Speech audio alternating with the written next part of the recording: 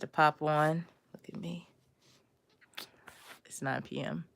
Um, just popping on real fast to just come in with a quick word on faith. It just hit my spirit a few moments ago to just talk about, because I asked God, what am I going to talk about today? It's day 17, and I still ain't got nothing written down. My goal was to go live cooking and stuff to show what I eat in a day, how I prepare, just to chit chat, while I'm cooking and stuff. Tomorrow's a new day with new possibilities. That's what I just continue to keep giving myself grace. If you don't know, I have 4-year-old twins of my foster children, and every day is a new adventure, to say the least. But my mom always had a great belief in Jesus, and she took us to church every Wednesday, sometimes Friday night, praise service. We would have lock-in services back in the day. Every Saturday we was at different rehearsals and stuff, and then on Sundays back at church. Yes, new adventures. Yes, Hayden Market. Good night. So she grew up in a faith-based household, and so her faith trickled down to her and to us. And so my sister is on the praise team in her church in North Carolina. And my brother used to sing on the choir, and he used to speak at events because he was always had the gift of speaking. And so that's why he's now in broadcasting journalism, because that's just been his gift. It's like full circle for me to be in this sweatshirt. I don't think I've had it on since the pandemic when I started my YouTube page in 2021, 2022. I don't remember, but now I'm just starting to be consistent with it. But anywho, so my mother, her favorite saying is, gosh, it just slipped my mind. Everything will be just fine. My mother has never had no worries.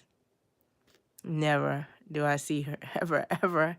She just turned 70 in November, and I've never seen her have a care or a worry. She's definitely Jesus in the boat.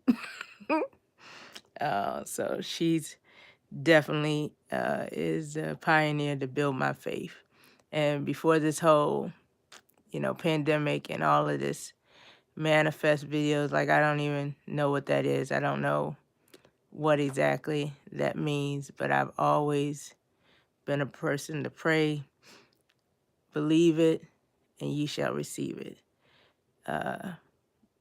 Write the vision and make it plain. I've always been a person to see it before you see it, believe it even when you can't see it, and know that it shall come to pass in God's timing. So whatever I set my mind to do, it always comes to pass. No matter if I can't see how it's going to come to pass, the Lord always prevails in his timing whenever God feels that it's my time. So I'll just give you a couple stories, or I guess call them stories. But for my 30th, I said I'm going to be in a house by my 30th birthday. Couldn't see how it was going to happen, but I believed that I was going to be in a house by my 30th birthday. And so my mother and them house had just sold, and my mother and them house had already sold. Yeah. My mother and them had already, that's when the housing market was like booming, and people's houses were selling in 2 days, 24 hours, and all of that kind of stuff. So they moved in 2006. So then, while I was approaching my 30th birthday, My mother and them had given us all a little couple dollars from some money that they had came into. And so I was just calling bill collectors because I had a broker, and she was like, you got to get this off, this off, this off, this off. That was $5,000 worth of stuff that my mother and them had paid off for me.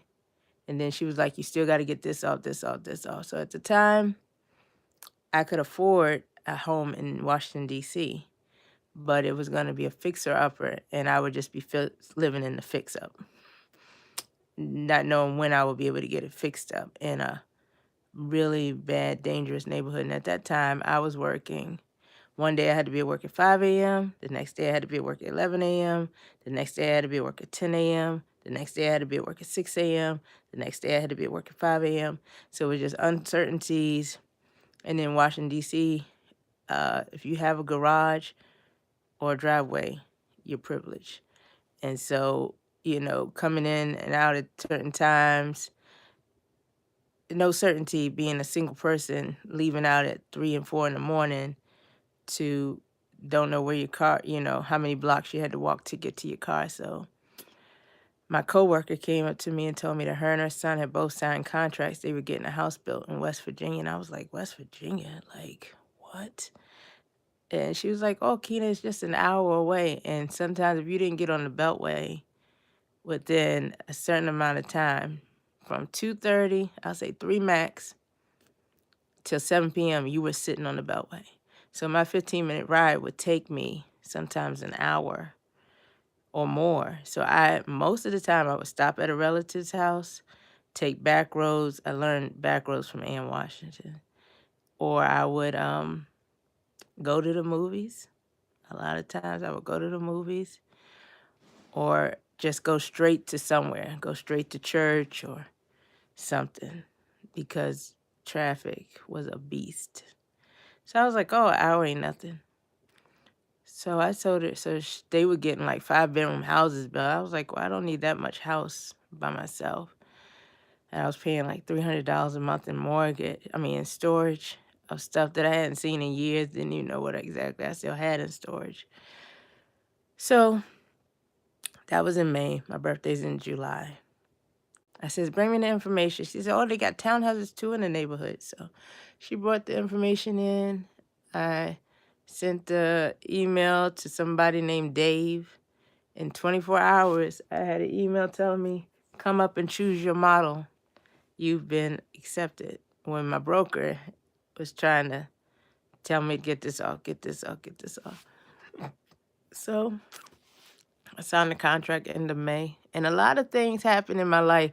Every federal agencies I work for, I've always switched careers or agencies end of May. Excuse me. So this is interesting. I'm talking about this on the 17th, and I have 17 years in the federal government. Anywho, get back on track, Keena. Stay focused. So in the May, I signed the contract. They told me that my house will be ready in November. My birthday's in July. So I signed the contract to be in not even, God stretches you further than you can even believe. More than your faith allowed you to see or think that you could achieve. God put me in a brand new home built from the ground up. I got to choose my flooring, my countertops, my appliances. God did that with no money down. God did that. For what I thought I was going to have to get moving a bad neighborhood in Washington, D.C., God put me in a brand spanking new, nobody lived in home. So to God be the glory. So the house was ready in August. I moved in on my father's birthday, September 18th. And I've been here in West Virginia ever since. Still. And then I asked God, again, this is another story on faith. The Lord, if you bless me with a job where I live at, I've always worked, I won't say always, but for quite a long time, I worked between 2 to 3 jobs. And I asked God to bless me with a job where I live, that I can work one job on one salary to supply all of my needs. And God did just that. He did just that. I got a job right outside my back door. I can walk within 20 minutes and be inside my job. Or I can drive and I can leave out the house at 11:20 and be in my job at 11:30, in the door, working at 11:30. But God. But you have to have faith. Build your faith on things not seen. You got to believe that God can do exceedingly abundantly above what you ask or think. Trust and believe that God can do all things if you have faith of a mustard seed. So, in the words of Ann Washington, everything will be just fine. And you just got to have faith and believe. And don't worry, because worrying is opposite of faith.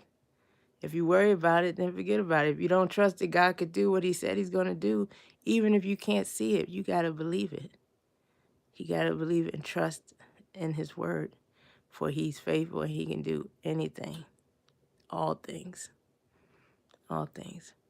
All right, this is probably the longest message I've left in a while. So that's almost 12 minutes, and I'm about to roll with it. I got to now go on my IG page and write a letter, and then I'm going to go to bed. I got the girls in the bed an hour late, and tomorrow's another day with new possibilities.